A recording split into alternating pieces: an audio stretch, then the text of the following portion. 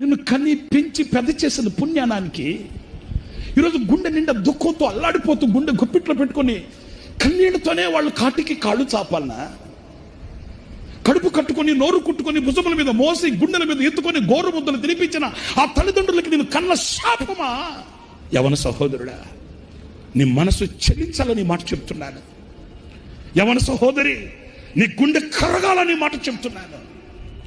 నీ ఫ్యూచర్, నీ భావి భవిష్యత్తు ఆశీర్వాదకరముగా నిలవాలి. నిండు నూరేళ్ల జీవితం ఫలభరితముగా ఆశీర్వాదకరముగా నీ బ్రతుకు నిలవాలి అన్నప్పుడు నీ పని ఎలా చేస్తున్నావు? దేవుడు నీకు ఇచ్చిన పని, దేవుడు నీకు ఇచ్చిన కర్తవ్యం, దేవుడు నీకు ఇచ్చిన స్థానానికి ఎలా న్యాయం చేస్తున్నావు? ఈ క్రియలు వజ్రపు ముక్కతో రాస్తున్నాడు నా దేవుడు.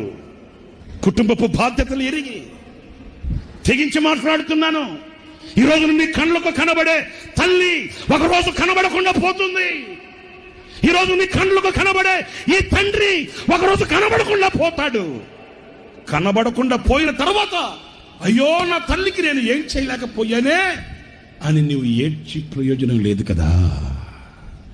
నీకు కనబడే తండ్రి కనబడకుండా పోయిన తర్వాత నా తండ్రికి నా చేతులతో ఒక ముద్ద పెట్టలేకపోయానే అని నువ్వు కన్నీడు